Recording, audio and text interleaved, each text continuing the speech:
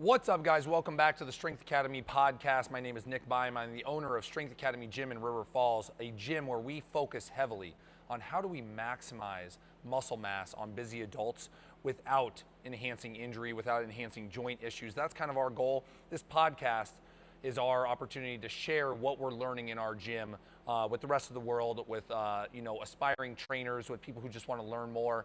And we took a hiatus from this, so you probably used to know this as a Strength 101 podcast, but we are back rebranded as Strength Academy. We also moved our gym, and so if you're watching the YouTube version of this, you can see hints of the new gym behind me. Way bigger space. We moved from 900 square feet into 3,600 square feet, and it's really been an amazing opportunity for us to broaden our horizons. We were only kettlebells in our original gym, and that was just, it's kind of crazy now to think about how we spent 3 years building muscle on people only using one tool when there's an entire toolbox out there.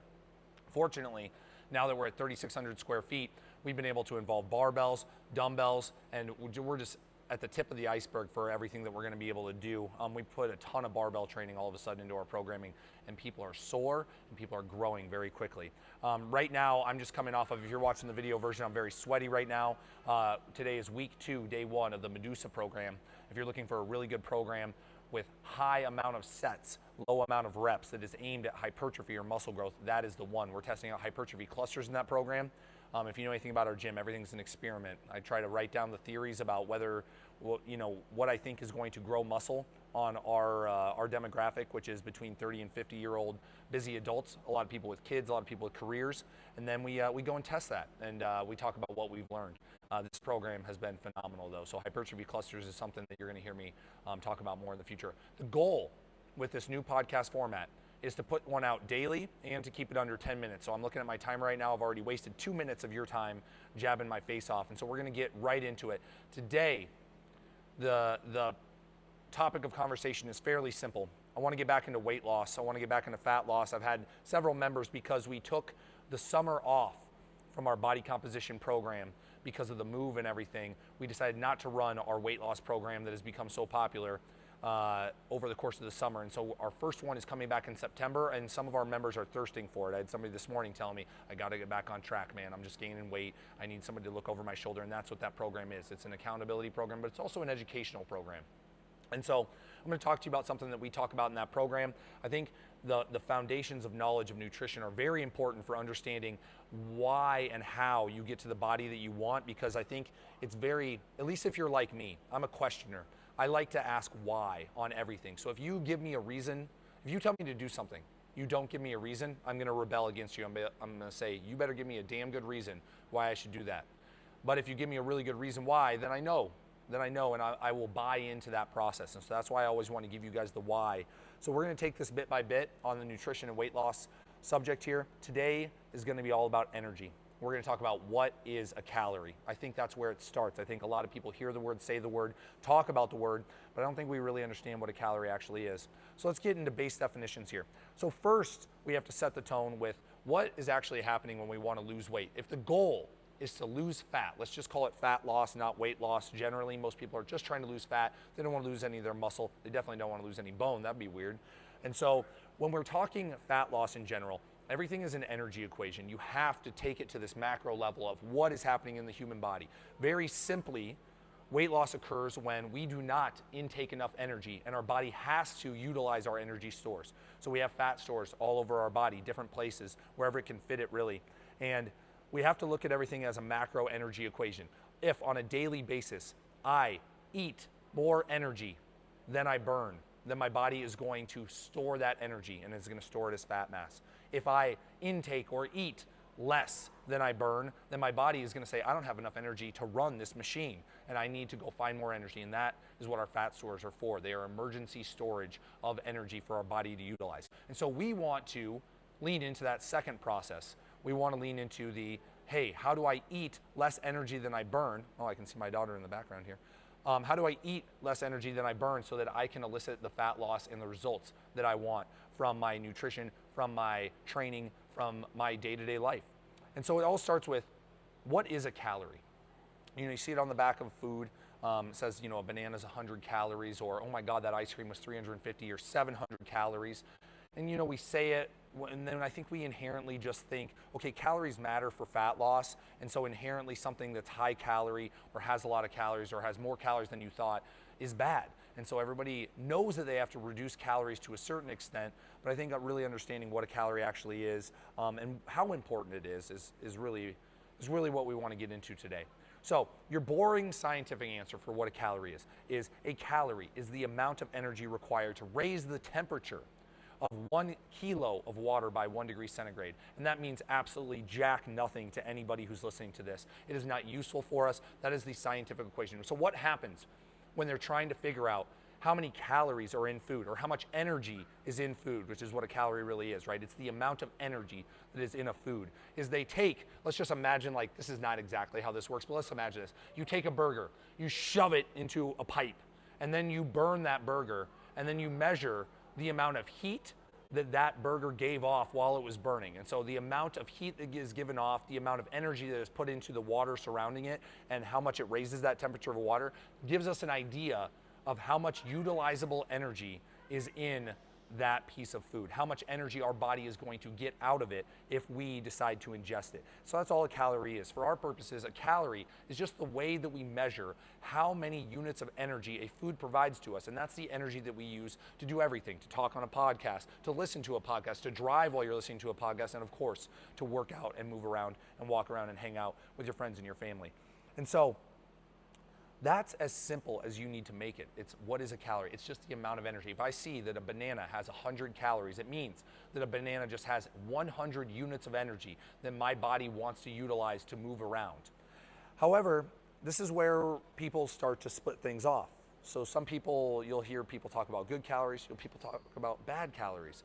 And that's always been a very confusing subject for me personally. I come from a hard science background. My undergrad's in chemistry. My master's is in exercise science. I was a very big fan of biochemistry. I took a lot of metabolism courses. I very much nerded out on this stuff throughout grad school. And when you talk about there being bad energy or good energy, the first thing I imagine is I look up at these lights above me and I look up at the electricity and I think, oh my gosh, look at all that power and that energy that is coursing through those light bulbs, how much energy they are using. However, I've never thought to myself when looking up at these light bulbs, oh, are they using the good energy today to light that or the bad energy today? And as soon as you say that out loud, you're like, okay, that sounds stupid, right? I've never really thought about whether, the heat coming out of the vents in my house was fueled by good energy or bad energy. Now, maybe ethical energy, but that's an entire different conversation for a different podcast for somebody else to talk about. And I think that negates that myth right there. Like you don't want to think about energy as good or as bad. What people are talking about when they say that a calorie has good energy or bad energy, or there's good calories or bad calories, is they simply mean, is the source of food that I'm getting my energy from also contain other things that they deem important, like micronutrients. Okay, micronutrients meaning vitamins, minerals, and water. And when we're looking at weight loss as an energy equation, you have to ask yourself, well, okay, if I'm just focused on how much energy I'm getting in, how much energy I'm intaking and outputting so that I can lose weight, then why does it matter whether or not the energy that I intake comes with micronutrients? And the short answer is it doesn't. And we've had a lot of success with the members in our gym and our body composition program because of this mentality that the calories are just calories and that they do not matter where they come from. Now, to a certain extent, they do matter, and we'll get into that over the course of the series of podcasts. Like, you don't want to get all of your calories from carbohydrates because your body needs to recover. It needs a little bit of protein, but I'm getting already past what our topic is of the day. And so let's go back to our initial equation. Remember, if I have too much energy, I eat more energy, intake more food than my body utilizes on a daily basis. Our body is extremely good at preserving that energy, at storing it. It is very efficient at fuel storage. It is going to gain fat.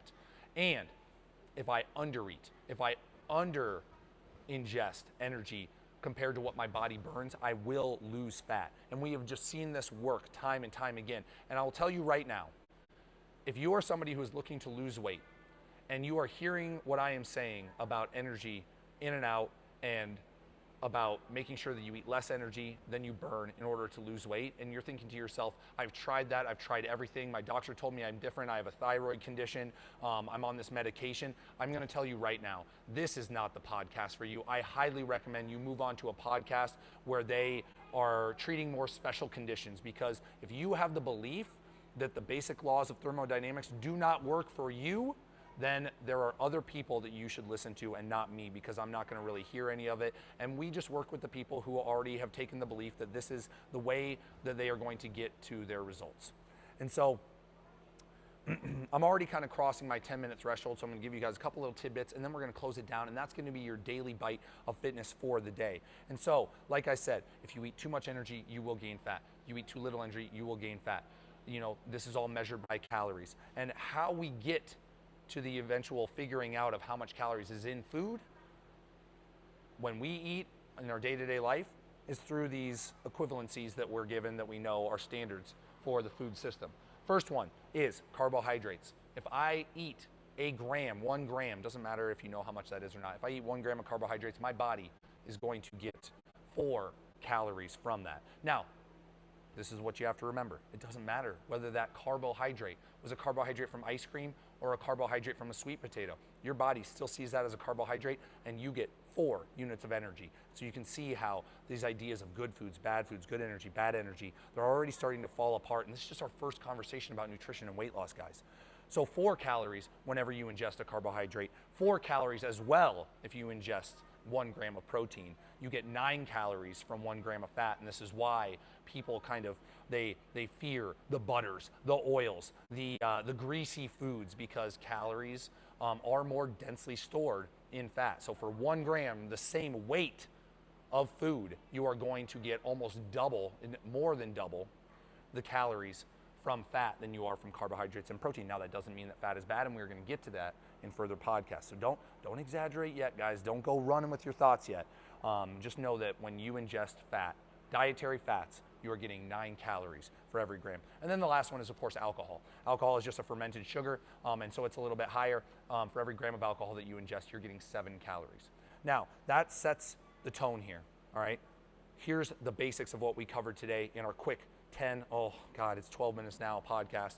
Is a calorie is simply the unit of measurement that we use to measure the amount of energy in food. Okay, a calorie says there is this many units of energy in this food that I can use to move around.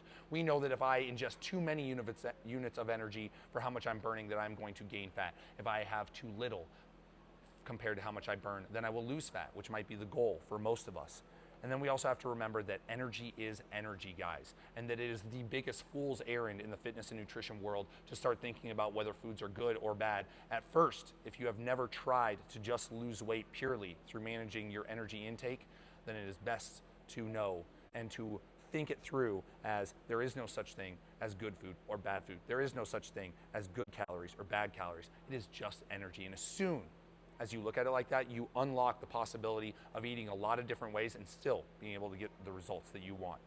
Guys, if you're interested in this, check out our Instagram, our Facebook, our website. We're going to be doing a webinar, a weight loss 101 webinar coming up next week. I believe the first one's on the 19th. I'm going to do a series of 3 of them before we start body composition in September. And so if you are interested in learning more about how to lose weight, I take you through the nuts and bolts of everything that we teach in our body composition program. As we say, information is always free. And then if you ever want to be a part of our body composition program, that's what you pay for, is the accountability, the looking over the shoulder, the constant attention from a coach, and then of course the community that is on the same page as you, because that's the hardest thing when it comes to weight loss and when it comes to fitness, is finding a like-minded community that you can associate yourself with so that you don't feel like you're the outlier in your life when you're trying to make these personal changes. All right, guys, that's enough for today. This is your Daily Bite of Fitness. This is Strength Academy. I'm Nick Byam. Peace out.